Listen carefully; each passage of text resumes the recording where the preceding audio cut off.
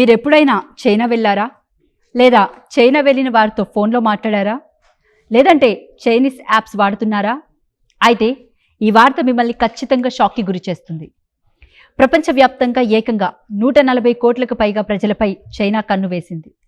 వీళ్ళందరిపై ప్రతి చిన్న కదలికను రికార్డ్ చేస్తుందని అమెరికాకు చెందిన ఓ ప్రముఖ పత్రిక సంచలన కథనాన్ని వెలువరించింది. సొంత పౌరులు మాత్రమే కాదు, టూరిస్టులుగా, విద్యార్థులుగా చైనాలో అడుగుపెట్టిన విదేశీయులు చివరికి వారు స్వదేశాలకు వెళ్ళిపోయాక కూడా ఈ స్పైయింగ్ కొనసాగుతున్నట్లు తెలుస్తుంది. అసలు ఈ బిగ్గెస్ట్ డేటా లీక్ ఎలా వెలుగులోకి వచ్చింది? ఇందులో మన భారతీయుల సమాచారం కూడా ఉందా? అసలు చైనా ప్రపంచాన్ని డిజిటల్ ట్రాప్లోకి ఎలా నెడుతుంది?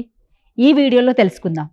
ఇక స్టోరీలోకి వెళ్తే, ఈ ఏడాది జనవరిలో మార్క్ హూఫర్ అనే అంతర్జాతీయ సైబర్ సెక్యూరిటీ రీసెర్చర్ చైనా తమ పౌరులపై ఎలాంటి సర్వేలెన్స్ టెక్నాలజీని వాడుతుందో తెలుసుకోవడానికి ఇంటర్నెట్లో రీసెర్చ్ చేస్తున్నారు. ఆ క్రమంలోనే ఆయనకు ఒక అన్ప్రొటెక్టెడ్ వెబ్సైట్ కనిపించింది. దాని పేరు dynamic control platform for overseas personal. వెబ్సైట్లోకి వెళ్ళి చూసిన మార్క్ హూఫర్ మైండ్ బ్లాంక్ అయిపోయింది. ఎందుకంటే ఆ సైట్లో ఆయన సొంత పేరు, పర్సనల్ ఫోటో, పాస్పోర్ట్ నంబర్, గతంలో ఆయన చైనా పర్యటన సమయంలో ఉపయోగించిన చైనీస్ మొబైల్ నంబర్ సహా ప్రతి వివరాలు అందులో ఉన్నాయి. ఆయన ఒక్కరిదే కాదు, కోట్లాది మంది విదేశీయులతో పాటు చైనా ప్రజల పర్సనల్ డేటా కూడా అందులో ఓపెన్గా ఉంది. మార్క్ హూఫర్ వెంటనే ఆ సైట్లోని కీలకమైన డేటాను డెమో కోసం డౌన్లోడ్ చేసుకున్నారు. విచిత్రం ఏంటంటే, ఈ విషయం బయటకు రాగానే మే నెలలో ఆ వెబ్సైట్ ఇంటర్నెట్లో కనిపించకుండా పోయింది. కానీ అప్పటికే హూఫర్ దగ్గర చైనా స్పైయింగ్కు సంబంధించిన పక్కా ప్రూఫ్స్ సిద్ధంగా ఉన్నాయి. మార్క్ హూఫర్ సేకరించిన డేటాను విశ్లేషిస్తే కొన్ని విస్తుపోయే నిజాలు బయటపడ్డాయి. ఆ డేటాబేస్లో ఎక్కువగా చైనాలోని జాంగ్జియాంగ్కోవ్ నగరానికి వచ్చిన విదేశీయుల వివరాలున్నాయి.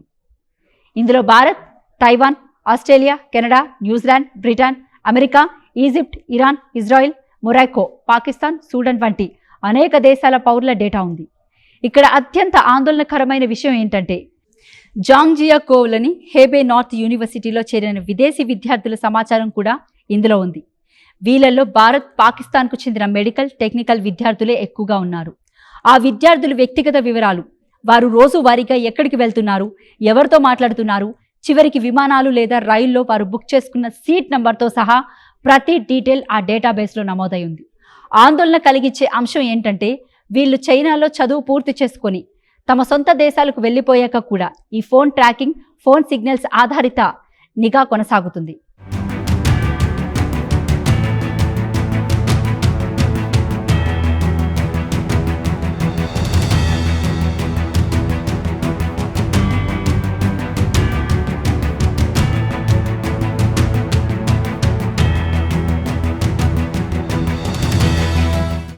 అసలు చైనా ప్రభుత్వం ఒక మనిషిని ఎలా ట్రాక్ చేస్తుంది? దీని వెనుక ఉన్న టెక్నాలజీ ఏంటో ఇప్పుడు చూద్దాం. చైనా వ్యాప్తంగా కోట్లాది AI CCTV కెమెరాలు ఉన్నాయి. వీటిని స్కైనెట్ ప్రాజెక్ట్ అని పిలుస్తారు.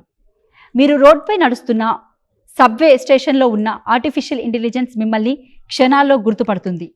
చైనా పోలీస్ విభాగానికి రోబోటిక్స్, హైటెక్ నిఘా పరికరాలు సరఫరా చేసే ఆర్జిన్ డైనమిక్ అనే ప్రైవేట్ టెక్ కంపెనీకి ఈ లీక్ అయిన వెబ్సైట్తో నేరుగా సంబంధాలు ఉన్నట్లు తేలింది. అంటే వెబ్సైట్ టెక్ సంస్థల ద్వారా ప్రభుత్వం ఈ రకమైన ఇల్లీగల్ స్పైయింగ్ నిర్వహిస్తుంది. 2019లో హాంకాంగ్లో భారీ స్థాయిలో ప్రభుత్వ వ్యతిరేక నిరసనలు చెలరేగాయి. అప్పటి నుంచి చైనా కమ్యూనిస్టు పార్టీ అక్కడ ప్రజలపై నిఘాను మరింత కఠినతరం చేసింది.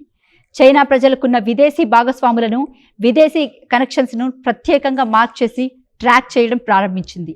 చైనా కేవలం తన సరిహద్దుల్లోనే కాదు, బెల్ట్ అండ్ రోడ్ అనే ప్రాజెక్ట్ ద్వారా ఆఫ్రికా, ఆసియా పసిఫిక్ దేశాలకు తన సర్వేలెన్స్ కెమెరాలు, 5G నెట్వర్క్లను ఎగుమతి చేస్తూ అంతర్జాతీయంగా గ్లోబల్ స్పైయింగ్ గ్రిడ్ను ఏర్పాటు చేస్తుంది.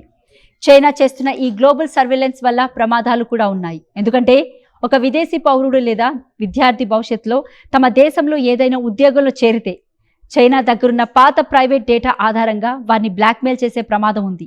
ఏ దేశమైనా తమ దేశ సరిహద్దులు దాటి విదేశీయుల మొబైల్ సిగ్నల్స్, లొకేషన్స్ను ట్రాక్ చేయడం అంతర్జాతీయ చట్టాలకు, వ్యక్తిగత ప్రైవసీకి ముమ్మాటికి విరుద్ధం. అంతర్జాతీయ మీడియా ఈ ఆధారాలను బయటపెట్టినప్పటికీ చైనా ప్రభుత్వం నుంచి ఇప్పటి వరకు ఎలాంటి అధికారిక స్పందన రాలేదు. ఎప్పటిలాగే ఈ ఆరోపణలను పట్టించుకోలేనట్లే వ్యవహరిస్తుంది.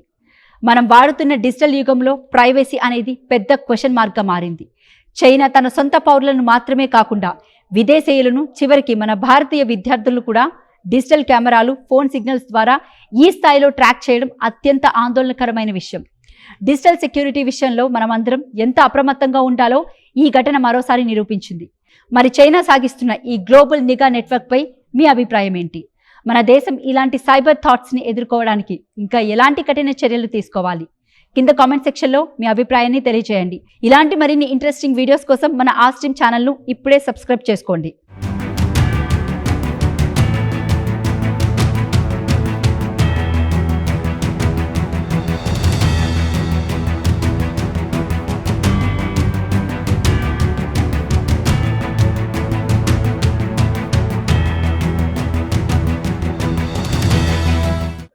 అసలు చైనా ప్రభుత్వం ఒక మనిషిని ఎలా ట్రాక్ చేస్తుంది?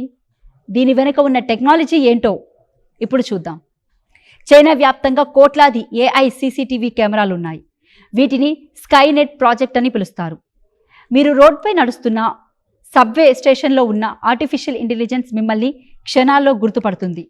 చైనా పోలీస్ విభాగానికి రోబోటిక్స్, హైటెక్ నిఘా పరికరాలు సరఫరా చేసే ఆర్జిన్ డైనమిక్ అనే ప్రైవేట్ టెక్ కంపెనీకి ఈ లీక్ అయిన వెబ్సైట్తో నేరుగా సంబంధాలు ఉన్నట్లు తేలింది. అంటే వెబ్సైట్ టెక్ సంస్థల ద్వారా ప్రభుత్వం ఈ రకమైన ఇల్లీగల్ స్పైయింగ్ నిర్వహిస్తుంది. 2019లో హాంకాంగ్లో భారీ స్థాయిలో ప్రభుత్వ వ్యతిరేక నిరసనలు చెలరేగాయి. అప్పటి నుంచి చైనా కమ్యూనిస్టు పార్టీ అక్కడ ప్రజలపై నిఘాను మరింత కఠినతరం చేసింది. చైనా ప్రజలకున్న విదేశీ భాగస్వాములను, విదేశీ కనెక్షన్స్ను ప్రత్యేకంగా మార్క్ చేసి ట్రాక్ చేయడం ప్రారంభించింది. చైనా కేవలం తన సరిహద్దుల్లోనే కాదు, బెల్ట్ అండ్ రోడ్ అనే ప్రాజెక్ట్ ద్వారా ఆఫ్రికా, ఆసియా పసిఫిక్ దేశాలకు తన సర్వేలెన్స్ కెమెరాలు, 5G నెట్వర్క్లను ఎగుమతి చేస్తూ అంతర్జాతీయంగా గ్లోబల్ స్పైయింగ్ గ్రిడ్ను ఏర్పాటు చేస్తుంది. చైనా చేస్తున్న ఈ గ్లోబల్ సర్వేలెన్స్ వల్ల ప్రమాదాలు కూడా ఉన్నాయి. ఎందుకంటే ఒక విదేశీ పౌరుడు లేదా విద్యార్థి భవిష్యత్తులో తమ దేశంలో ఏదైనా ఉద్యోగంలో చేరితే చైనా దగ్గరున్న పాత ప్రైవేట్ డేటా ఆధారంగా వారిని బ్లాక్మెయిల్ చేసే ప్రమాదం ఉంది. ఏ దేశమైనా తమ దేశ సరిహద్దులు దాటి విదేశీయుల మొబైల్ సిగ్నల్స్, లొకేషన్స్ను ట్రాక్ చేయడం అంతర్జాతీయ చట్టాలకు, వ్యక్తిగత ప్రైవసీకి ముమ్మాటికి విరుద్ధం. అంతర్జాతీయ మీడియా ఈ ఆధారాలను బయటపెట్టినప్పటికీ చైనా ప్రభుత్వం నుంచి ఇప్పటి వరకు ఎలాంటి అధికారిక స్పందన రాలేదు. ఎప్పటిలాగే ఈ ఆరోపణలను పట్టించుకోలేనట్లే వ్యవహరిస్తుంది. మనం వాడుతున్న డిజిటల్ యుగంలో ప్రైవసీ అనేది పెద్ద క్వశ్చన్ మార్క్గా మారింది. చైనా తన సొంత పౌరులను మాత్రమే కాకుండా విదేశీయులను, చివరికి మన భారతీయ విద్యార్థులను కూడా డిజిటల్ కెమెరాలు, ఫోన్ సిగ్నల్స్ ద్వారా ఈ స్థాయిలో ట్రాక్ చేయడం అత్యంత ఆందోళనకరమైన విషయం. డిజిటల్ సెక్యూరిటీ విషయంలో మనమందరం ఎంత అప్రమత్తంగా ఉండాలో ఈ ఘటన మరోసారి నిరూపించింది. మరి చైనా సాగిస్తున్న ఈ గ్లోబల్ నిఘా నెట్వర్క్పై మీ అభిప్రాయం ఏంటి?